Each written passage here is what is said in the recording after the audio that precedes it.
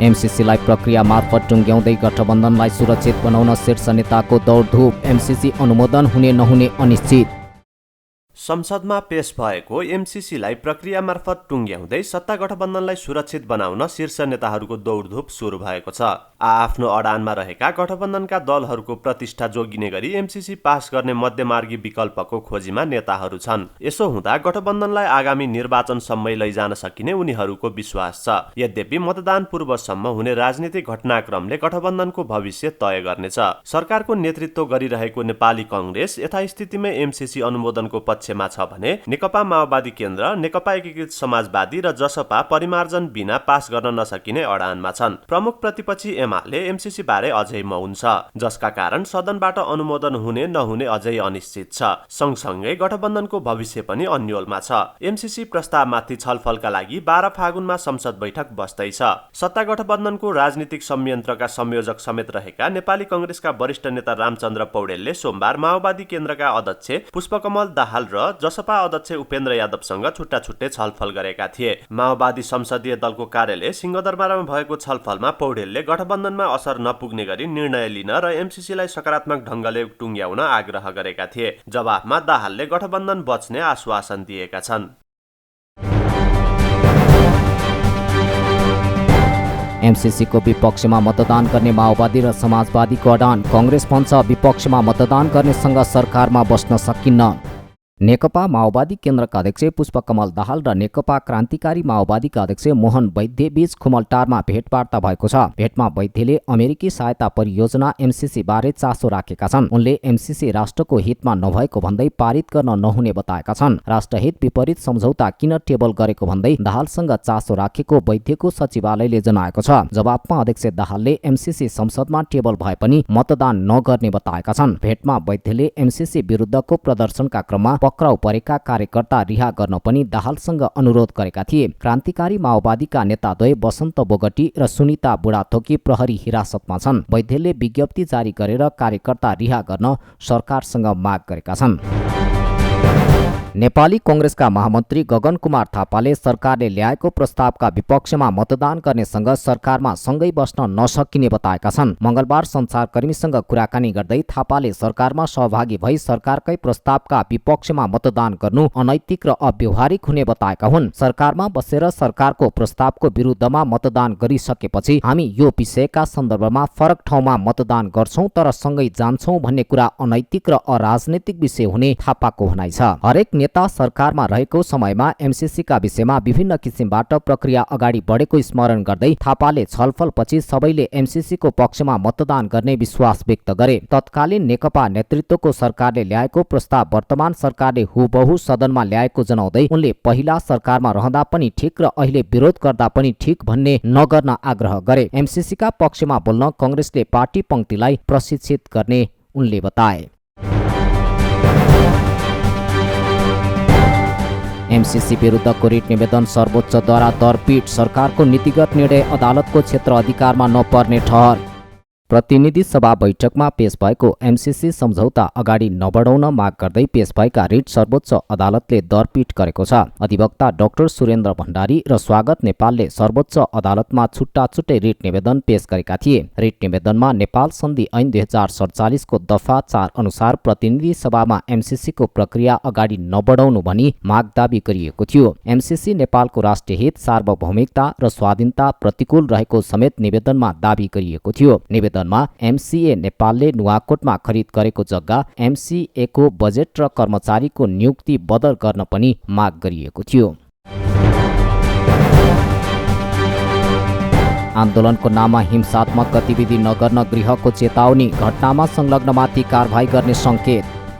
गृह मन्त्रालयले आन्दोलनका क्रममा हिंसात्मक गतिविधि भइरहेको भन्दै त्यस्ता गतिविधि नगर्न चेतावनी दिएको छ। अमेरिकी सहायता परियोजना मिलेनियम च्यालेन्ज कर्पोरेसन एमसीसी विरुद्ध काठमाडौँको बानेश्वर लगायतका क्षेत्रमा आन्दोलन चर्केको छ। त्यसक्रममा आन्दोलनकारीले सडक अवरोध गर्ने र तोडफोड गरेको प्रति गृहले भत्सना गरेको हो। गृहले विज्ञप्ति प्रकाशित गरी जनताको प्रतिनिधिमूलक संस्था संसदलाई लक्षित गरी सांसदहरूलाई समेत संसद भवनमा आवागमनको क्रममा अवरोध गर्ने र अपमान गर्ने गतिविधि देखिएको गरिएको बताएको छ। साथै फागुन 8 गते आफ्नो निवासबाट संसद भवन आउने क्रममा पूर्व प्रधानमन्त्री चढेको सवारी साधनमा अवरोध पुर्याउने र ढुङ्गा प्रहार गरिएको भन्दै त्यस्ता हिंसात्मक कार्यहरूप्रति भर्त्सना गरेको हो। त्यस्ता घटनामा संलग्न व्यक्तिहरू छानबिनको क्रममा समेत रहेको गृहले जनाएको छ। मन्त्रालयले संवैधानिक र कानुनी हकको उपयोग गर्दै शान्तिपूर्ण प्रदर्शनका लागि नेपाल सरकार र सुरक्षाकर्मीबाट उच्च संयमता अपनाइएको बताएको छ। आन्दोलनका नाममा सार्वजनिक तथा निजी सम्पत्तिमा तोडफोड गर्ने र हिंसात्मक गतिविधिबाट नागरिकको स्वतन्त्रतापूर्वक जिउने हकमा बाधा पुर्याउने कार्य नगरिदिन सम्बन्धित सबैमा ध्यानाकर्षण गराइएको छ। एमसीसीको विरोधमा उत्रिएका प्रदर्शनकारी र प्रहरीबीच झडप हुँदा तोडफोड भएको पसलमा सरकारले चासो देखाएको छ। आइतबार एमसीसीको विरोधमा उत्रिएका प्रदर्शनकारी र प्रहरीबीच झडप हुँदा बुद्धनगरकी जानकी श्रेष्ठको पसलमा क्षति पुगेको थियो। प्रदर्शनकारीहरूले 5 जना प्रहरीलाई घेरा हालेर ढुङ्गामुढा हान्ने क्रममा श्रेष्ठको पसलमा क्षति पुगेको थियो। प्रहरीलाई बचाउने क्रममा पसलमा क्षति पुगेपछि सरकारले चासो देखाएको हो। मंगलबार काठमाडौँका प्रमुख जिल्लाधिकारी गोविन्द प्रसाद रिजाल र प्रहरी वरिष्ठ उपरीक्षक सुदीप गिरी व्यवसायी श्रेष्ठको पसलमा पुगेका छन्। अनुगमन टोलीले पसलमा भएको क्षतिको विवरण संकलन गर्नुको साथै उचित क्षतिपूर्ति दिनको लागि गृह मन्त्रालयलाई आग्रह गर्ने समेत आश्वासन दिएका छन्। क्षतिको एकिन गरी क्षति भयो भन्ने कुरा एकिन भइसक्छ। मन्त्रालयलाई रिपोर्टिङ गर्छौँ। यहाँ भएको क्षेत्र जे छ यहाँको वस्तुस्थिति हाम्रो मन्त्रालयलाई जानकारी गराउँछ। सरकारले बिहोर्ने भन्ने हामी जानकारी गराउँ केही सम्बोधन होला भन्ने आशा हो। यसअघि मंगलबार नै काठमाडौँ महानगरपालिकाका प्रमुख हरिप्रभा खड्की नेतृत्वको टोलीले पनि श्रेष्ठको पसलमा पुगेर क्षति विवरण लिएर सहयोगको आश्वासन दिएको थियो। मधेसमा स्थानीय निर्वाचन रोक्न माग गर्दै परेको रिटमाथि अन्तरिम आदेश दिन अस्वीकार। वैशाख 30 मै निर्वाचन गर्न बाटो खुला। आगामी वैशाख 30 गते हुन लागेको स्थानीय तहको निर्वाचन मध्य प्रदेशमा रोक्न माग गर्दै परेको रिटमाथि सर्वोच्च अदालतले अन्तरिम आदेश दिन अस्वीकार गरेको छ। मंगलबार न्यायाधीश विश्वम्भर प्रसाद श्रेष्ठको एकल इजलासले महोत्तरीको भङ्गाहा नगरपालिकाका मेयर सञ्जीव कुमार शाहले दायर गरेको रिटमाथि सुनवाई गर्दै अन्तरिम आदेश दिन अस्वीकार गरेको हो। यसअघि सर्वोच्च प्रशासनले रिट निवेदन दरपीट गरेको थियो। त्यसविरुद्ध उनले दिएको निवेदन दर्ता गरेर सर्वोच्चले सुनवाई थालेको थियो। सर्वोच्चको यो आदेश अब वैशाख 30 मा स्थानीय निर्वाचन हुने नहुने अन्यल टरेको छ। अब सरकारले घोषणा गरे अनुसार नै निर्वाचन कार्यक्रम अगाडि बढ्ने भएको छ। अन्तरिम आदेश दिन अस्वीकार गरेको श्रेष्ठको इजलासले यो रिट बारेमा सरकारसँग कारण देखाऊ आदेश दिएको छ। सर्वोच्चको यो आदेशपछि 2074 साल असार 14 गते र असोज 2 मा निर्वाचित जनप्रतिनिधिको पनि कार्यकाल वैशाखमै सकिएर नयाँ नेतृत्व आउने सम्भावना बढेको छ।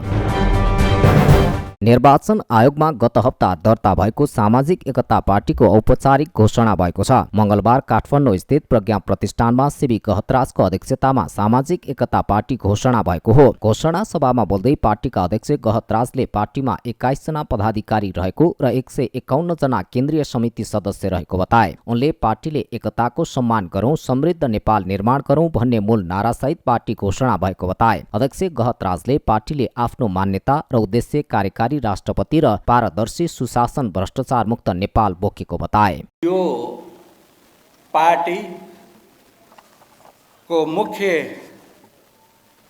स्लोगन चाहिँ हामीले सामाजिक एकताको सम्मान गरौं र समृद्ध नेपाल निर्माण गरौं भन्ने जुन मूल उद्देश्यका साथ हामीले यो पार्टी गठन गरेको यहाँहरूलाई जानकारी गराउन चाहन्छु। चाहिँ 151 जना केन्द्रीय समिति रहेको जानकारी गराउन चाहन्छु र त्यसै गरिकन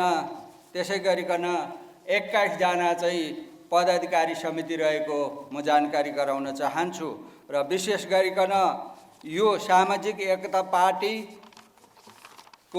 केही यसका मुख्य मूल्य मान्यता र यसका चाहिँ लक्ष्य यहाँ हामीले 7 वटा सिद्धान्तमा आधारित यसको उद्देश्य रहेको यहाँ जानकारी गराउन चाहन्छु। घोषणा सभामा नेपाली कांग्रेसका केन्द्रीय सदस्य रामहरि खतिवड़ाले नेपाली राजनीतिमा अहिले द्वैत चरित्रको विकास भइरहेको भन्दै यो परिपाटीलाई अन्त्य गर्नुपर्ने बताए। उनले सरकारमा रहँदा र प्रतिपक्षमा रहँदा फरक कुरा गरेर कहिल्यै पार्टी र राजनीतिको विकास नहुने बताए। सर्प देख्दा दुलाभित्र बाहिर हात, माछा देख्दा दुलाभित्र हात गर्ने परिपाटीको विकास नेपालको राजनीतिमा भएको छ।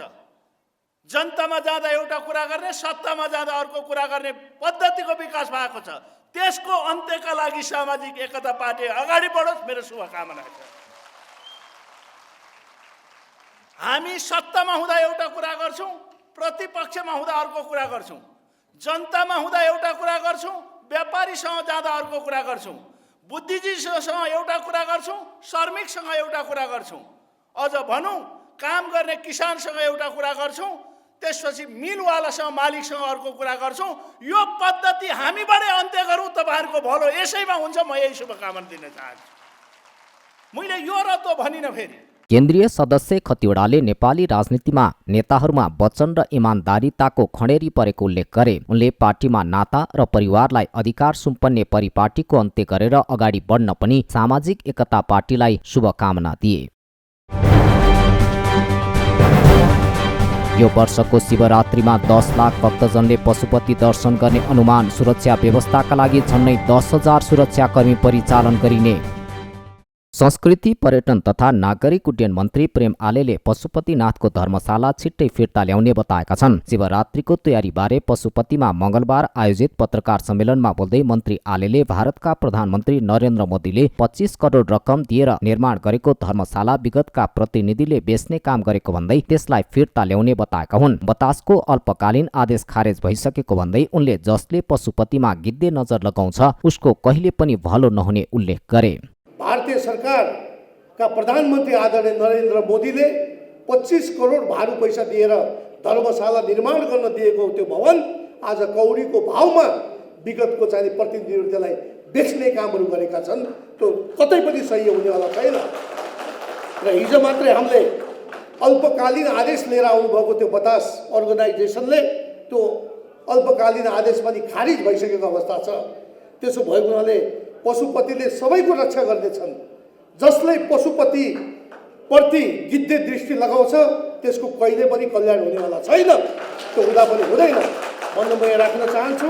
कम्तीमा आज हामीसित त्यो धर्मशाला भएको भए करिब 400 भन्दा बढी हाम्रा चाहिँ महान आदरणीय बाबाहरूलाई त्यहाँ राख्न सकिन्थ्यो, वृद्धहरूलाई त्यहाँ राख्न सकिन्थ्यो, तर त्यो भएन। धर्मशाला भइदिएको भए भारतबाट आएका साधु सन्त बस्न पाउने उनको भनाइ थियो। मन्त्री आलेले यस वर्षको महाशिवरात्रि पर्व भव्य सभ्य बनाउन कुनै कसर बाँकी नराख्न उपसमितिलाई निर्देशन दिएका छन्। उनले कुनै पनि ठाउँमा ढुङ्गा माटो फोहोर नराख्न निर्देशन दिए। शिवरात्रि बनाउने गरिन्थ्यो विगतदेखि करिब हजारौँ वर्ष अगाडिदेखि। हामीले पशुपति 4 धाम मध्ये एक धाम भएको पशुपति क्षेत्रमा शिवरात्रि जसरी हामीले मनाउँदै आएका थियौँ त्यो भन्दा भव्य र सभ्य मनाउने गरी यसपालिको तयारी भइराखेको छ। म तपाईँहरूलाई आग्रह गर्न चाहन्छु उपसमितिका साथीहरूलाई कुनै पनि कसर बाँकी नराख्नुहोस्। कुनै पनि ठाउँमा ढुङ्गा फोहोर माटो अथवा चाहिने धर्मावलम्बीहरू आउँदाखेरि पानीको व्यवस्था होस्, टोयलेटको सरसफाइ होस्, यी सबै कुरा पुरा होस्। र जहाँ जहाँबाट भक्तजनहरू पूजा आराधनाको लागि आउनुहुन्छ उहाँहरूको लागि कम्तीमा चाहिँ लाइटिङको व्यवस्था होस्। हरेक ठाउँमा चाहिँ लाइटिङको व्यवस्था होस्। जस्तो दिउँसो हुन्छ उस्तो राति पशुपति झल्किने गरी त्यो काम पनि अगाडि होस् भनेर मैले साथीहरूलाई भन्दै आएको छु। मन्त्री आलेले अहोरात्र सुरक्षा निकायलाई सहयोग गर्न आग्रह समेत गरेका छन्। यसैबीच पशुपति क्षेत्रका भित्ताहरू अहिले शिवजीमय भएका छन्। शिवरात्रि नजिकिँदै गर्दा पशुपति क्षेत्रका भित्तामा शिवजी लगायतका देवी देवताको पेन्टिङले अहिले दृश्य नै बदलिएको हो। संस्कृति पर्यटन तथा नागरिक उड्डयन मन्त्री प्रेम आलेको निर्देशनपछि त्यहाँ रहेका अव्यवस्थित टहरा पसलहरू हटाएर भित्तामा शिवजी लगायतका देवी देवताको चित्र पेन्टिङ गरिएको छ। देश विदेशबाट आउने लाखौं भक्तजनहरूको सहज सुविधा र आकर्षण बढाउन पशुपतिको अहिलेको अस्तव्यस्ततालाई पुरै हटाएर व्यवस्थित र आकर्षण बनाइएको छ। यो वर्षको शिवरात्रिमा पशुपतिनाथ दर्शनको लागि 10 लाख भक्तजन आउने अनुमान पशुपति क्षेत्र विकास कोषले गरेको छ। महाशिवरात्रि पर्व 2078 मूल समारोह समितिले मंगलबार पत्रकार सम्मेलन आयोजना गरी पर्व व्यवस्थापनका विभिन्न पक्षहरूबारे जानकारी दिएको हो। भीड व्यवस्थापन गर्न करिब 10,000 सुरक्षाकर्मी परिचालन हुने कोषको भनाइ छ। मूल समितिले विभिन्न 10वटा उपसमिति पनि गठन गरेको छ। विगतका वर्षहरू भन्दा यो वर्ष भव्य रूपमा पाशुपत क्षेत्र सजाइने भएको छ। यो वर्षको महाशिवरात्रि 1.25 करोड रुपियाँ खर्च हुने अनुमान छ। यस वर्ष हामीले पशुपतिनाथ क्षेत्रमा मेला भर्न तथा भगवानको दर्शन गर्न आउने भक्तहरू अनुमानित 10 लाख दर्शनार्थी हुने अपेक्षा गरेका छौँ। सबै दर्शनार्थीहरूलाई दर्शनको सहज पहुँच पुर्याउने पशुपति क्षेत्र विकास कोषको प्रमुख दायित्व रहनेछ। यसै सन्दर्भमा माननीय मन्त्रीज्यू तथा कोषका अध्यक्षज्यूको अध्यक्षतामा गत 2078 माघ 11 गते महाशिवरात्रि पर्व 2078 मूल समारोह समिति गठन गरेका थियौँ। यस मूल समारोह समिति अन्तर्गत रहेर कोषले परिषद सदस्यज्यूहरूको संयोजकत्वमा विभिन्न 10 वटा उपसमिति गठन गरेको छ। माननीय मन्त्रीज्यूको सदिच्छा अनुसार यस वर्षको महाशिवरात्रि पर्वको मुख्य आकर्षणको रूपमा दाता परिचालनबाट मन्दिर परिसर भित्र आकर्षण गेट तथा मन्दिर कोर क्षेत्रभित्र फुल तथा मालाहरूले विशेष साजसज्जा गरिनेछ। कोरोनाको तेस्रो लहर सकिएसँगै पशुपतिनाथको मूल मन्दिर शिवरात्रि अघि नै खोल्ने तयारी पनि कोषले गरेको छ। शिवरात्रिमा पशुपति क्षेत्रमा आउने साधु सन्तको लागि खाने बस्ने धुनी जगाउने लगायत स्वागत सत्कार व्यवस्थापनका लागि गुठी संस्थानले 28,65,376 रुपियाँ माग गरेको छ। शिवरात्रिको तयारी स्वरूप पशुपतिनाथका दर्शनार्थी साधु सन्तको लागि धुनी जगाउन 34,800 किलो दाउराको व्यवस्था गरिएको छ। पशुपति क्षेत्रभित्र बनाएका विभिन्न धार्मिक चित्राकृतिहरूले पनि महाशिवरात्रि पर्वलाई थप रौनक ल्याउने विश्वास गरेको छु। भोजन आवास आदिको व्यवस्थापन गरी मन्दिर क्षेत्रमा पाल्न हुने साधु सन्तहरूको उच्च सम्मानमा हामी सचेत छौँ। साथै मित्र राष्ट्र भारतबाट पाल्न हुने साधु सन्तहरूको सम्मान गर्दै मेला भर्न आउने दर्शनार्थीहरूको सुरक्षाको लागि नेपाल सरकार र सबै सुरक्षा अङ्ग परिचालन गरी करिब 10,000 सुरक्षाकर्मी परिचालन गर्ने योजना रहेको छ। पशुपति क्षेत्रलाई मांस मदिराजन्य एवं लागु पदार्थजन्य मुक्त क्षेत्र बनाउने हाम्रो निरन्तरको अभियान अन्तर्गत शिवरात्रि पर्वमा पनि विशेष निगरानी र कडाई गरिनेछ। पशुपतिनाथ दर्शनको लागि आउने साधु सन्तको स्तर अनुसार दक्षिणा दिन केन्द्रीय कार्यालयबाट बजेट माग गरी पत्र पठाइएको छ। यो वर्ष स्तर अनुसार 951, 751, 551, 351, 251 र 151 रुपियाँ दक्षिणा साधु सन्तलाई दिने संस्थानको तयारी छ। साधु सन्तलाई राम मन्दिर, अन्नपूर्ण भण्डार, गोरखनाथ मन्दिर लगायतका स्थानमा राख्ने तयारी भएको छ। नागा बाबाहरूलाई भने पशुपतिनाथको मूल मन्दिरभित्रै बस्ने, खाने एवं धुनी जगाउने व्यवस्था हुनेछ। यस वर्षको शिवरात्रि फागुन 17 गते मंगलबार परेको छ। साधु सन्तलाई फागुन 15 देखि 19 गतेसम्म आवासको व्यवस्था कोषले गर्नेछ। बाँकेको डुडुवा गाउँपालिकाका अध्यक्षले नै ऐलानी जग्गामा आफ्ना निकट मान्छे बस्न लगाएपछि विवाद उत्पन्न भएको छ। सरकारी जग्गाको संरक्षण गरी व्यवस्थापन गर्नुपर्नेमा यसरी आफ्ना मान्छे बसाल्न थालेपछि डुडुवा गाउँपालिका वडा नम्बर 6 मा करिब 2 बिघा जग्गा कब्जा भएको छ। काला बन्जर स्थित ऐलानी जग्गामा गिद्धे नजर परेपछि अहिले 2 बिघा जग्गा भूमिहीन तथा सुकुम्बासीका नामबाट कब्जा भएको हो। डुडुवा गाउँपालिकाले अस्थायी प्रबन्ध भन्दै अध्यक्षका निकट मान्छेलाई बसाउँदा अन्य मान्छेहरूले पनि जग्गामा बस्न थालेपछि विवाद उत्पन्न भएको हो। सरकारी जग्गाबाट ऐलानी जग्गाको खोजी गरी संरक्षण गर्नुपर्नेमा अस्थायी व्यवस्थापनको नाममा जमिन भएका र अन्य मानिसहरूलाई बसाल्न खोज्नुले सरकारी सम्पत्तिको दुरुपयोग भएको छ। एकाएक यसरी ऐलानी जग्गामा व्यक्तिहरू आएर कब्जा गर्न थालेपछि स्थानीय चिन्तित भएका छन्। यसरी कब्जा गर्नेहरूमा गाउँपालिकाका अध्यक्षका निकटका व्यक्ति र अन्य ठाउँका घर जग्गा भएकै मानिसहरू भए पनि हालसम्म करिब 40 टहरा बनिसकेका छन्। त्यहाँ बसिरहेका मानिसहरूको कुरा सुन्दा पनि उनीहरूको अन्य ठाउँमा केही न केही व्यवस्था रहेको बुझिन्छ। गाउँपालिका अध्यक्षको आदेश पाएकाहरू बाहेकका मानिसहरू कि आफूहरू पनि बस्न पाउनु पर्यो, अन्यथा सरकारले नै जमिन संरक्षण गर्नुपर्ने बताउँछन्। अब हुआ क्या हुआ कि भाई लाई से हमरे होत रहा वातावरण प्रमुख से नहीं, तो हम कहें सर जैसे जगह है ऐलानी हो सरकार के होए कोई कर न होए, दो तो सबका दो, बांट के दो, न दो तो कहीं नहीं 10 आदमी मिली। वो जब वो भाई लाई बोले कहाँ चुब्बे, दूसरा आदमी बोले कहाँ चुब्बे, चुब्बे के अलावा कोई बोले नहीं दे तो दूधी विश्वा जमीन पावे, पूरा गांव पावे, ना पावे तो एक सरकार फिर अपने बूते अपने का कब्जा कर ले, अपने अंडर में कर ले। हम लोग यहाँ से 1.5 महीना से यहाँ बैठे हैं। यहाँ टोटल है 40 घर। अब घर में आने जब दुनिया आवे तो साहब तो हम लोग आवागा, जब पहले वो लोग आए प्रमुख के आदमी आए तो पाँच प्रधान के आदमी आए। 40 बार देखी पहला जो वो कर रहा है तो इसमें गाली खावा जाता रहा है और गल्ला खावा जाता रहा है।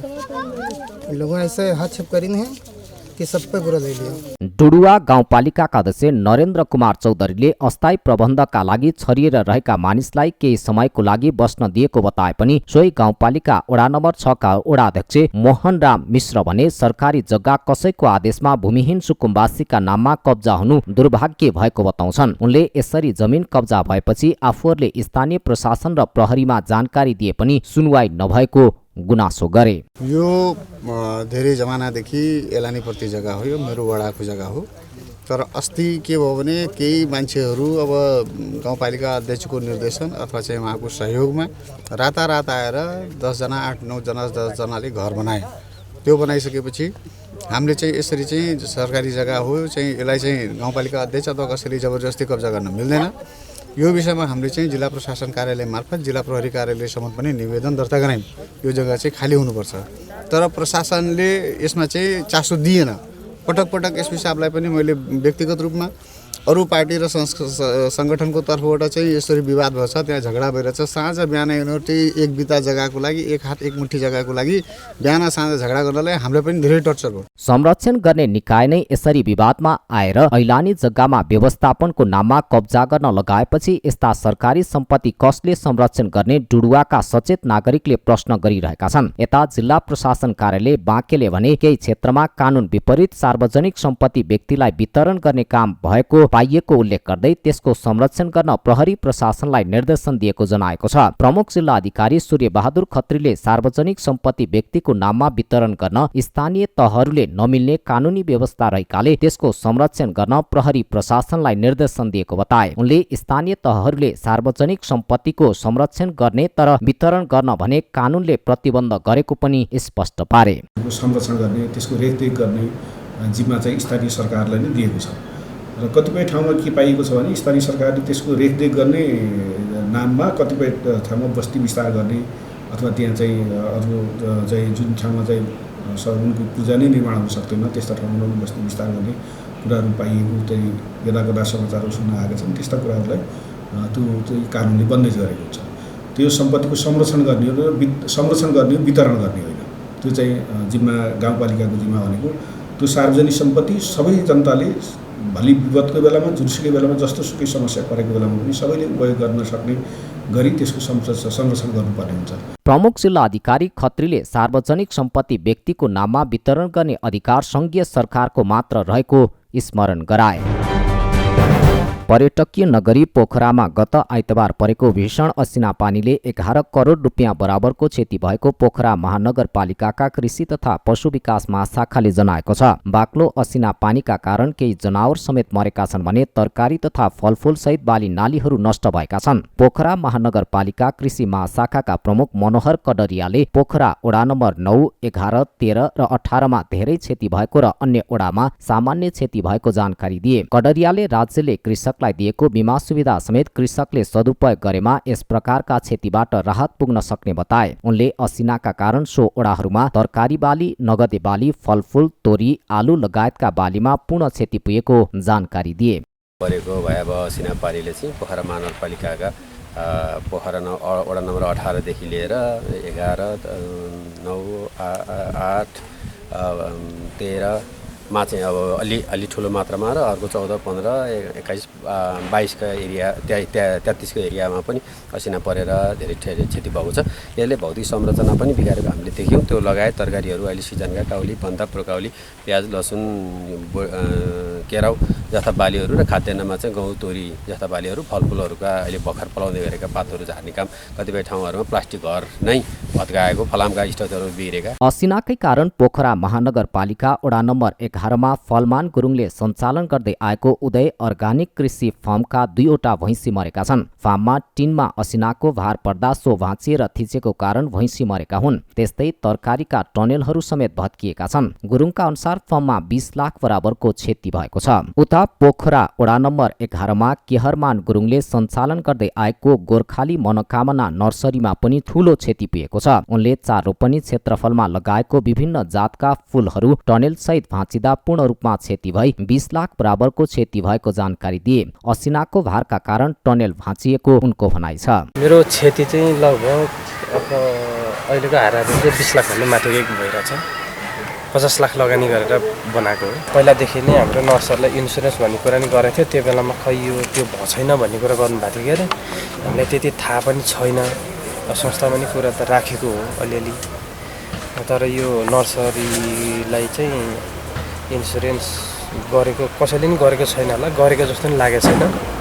त्यही भएर यो हामीलाई इन्सुरेन्स गर्ने ठाउँ पनि जान्न पाए अझै राम्रो हुन्छ। त्यसैगरी पोखरा 11 को कृषक मोतीराम भट्टराईको पनि तरकारी खेतीमा ठूलो क्षति भएको छ। सरकारले राहत दिएर भए पनि कृषकहरूलाई सहयोग गरिदिन उनले आग्रह गरे। हरियो जस्तो देखिएका तापनि भरेतिर चाहिँ नि सर्वस्व सुक्छ र सबै नाश हुन्छ, यो एउटा पनि रहँदैन र यस्तो नोक्सान भयो। अब कसो गर्ने के गर्ने, केही चाहिँ नि हामी सरकारका चाहिँ नि अनुयायी अब कृषक हौँ, अब सरकारबाट पाउने सहयोग केही चाहिँ दिनको लागि म चाहिँ नि विनम्र अनुरोध गर्दछु। पोखरा महानगरपालिका वडा नम्बर 1 का अध्यक्ष मोहन प्रसाद बास्तोलाले पोखरा क्षेत्रमा परेको असिना पानीको मुख्य केन्द्र पोखरा 11 भएकोले आफ्नो वडामा धेरै क्षति पुगेको बताए। उनले कृषकको राहतमा आफूले पहल गरिरहेको जानकारी दिए। कृषकहरूलाई त एकदमै ध्वस्त बनाएको छ।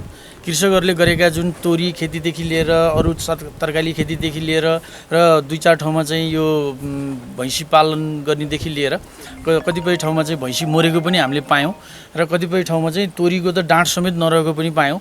र मैले समग्रमा आज बिहानदेखि म उठेर यसको चाहिँ अनुगमन गर्दाखेरि लगभग 1.5 करोडको चाहिँ क्षति चाहिँ मैले वडा नम्बर 11 मा पाएको छु। अब यो क्षतिको बारेमा र कृषकहरूलाई केही राहत हुने तरिकाले चाहिँ अहिले हामी केही कुराहरू गरौँ भनेर अहिले 2 बजे चाहिँ पोखरा महानगरपालिकाले मिटिङ बोलाएको छ र त्यसपछि हामीले कृषकहरूलाई सबै त कृषकहरूको क्षति त अब महानगरपालिकाले दिन सक्दैन, केही राहत भए पनि हामीले वितरण गर्नुपर्छ भन्ने उद्देश्यका साथ पोखरा महानगरपालिका अगाडि बढ्ने कुरा पनि मैले तपाईँहरूलाई जानकारी गराउन चाहन्छु। पोखरा महानगरका कुल 33 वडा मध्ये 2181 हेक्टर क्षेत्रफलमा तरकारी खेती हुने गरेको छ। फलफूल 320 हेक्टर क्षेत्रफलमा, आलु 1253 हेक्टर क्षेत्रफलमा उत्पादन हुने गरेको छ। पोखरामा गत फागुन 8 गते आइतबार दिउँसो भीषण असिना पानी परेको थियो। असिना पानीले पोखराको सडक केही समय अवरुद्ध भएको थियो। पोखराको न्यू रोड, चिप्लेढुङ्गा, फुलबारी, बगर, अमरसिंह चोक, रानीपौवा भागमा असिनाले सडक नै छोपिएको थियो। सडकमा परेको असिना हटाउन डोजरको समेत प्रयोग गरिएको थियो। असिनाले गुडिरहेका सवारी साधन रोकिएका थिए। र चालु आर्थिक वर्षको 7 महिनामा व्यापार घाटा 10 खर्ब 15 अर्ब नाग्यो। सरकारको नीतिले आयात 42%ले घट्यो।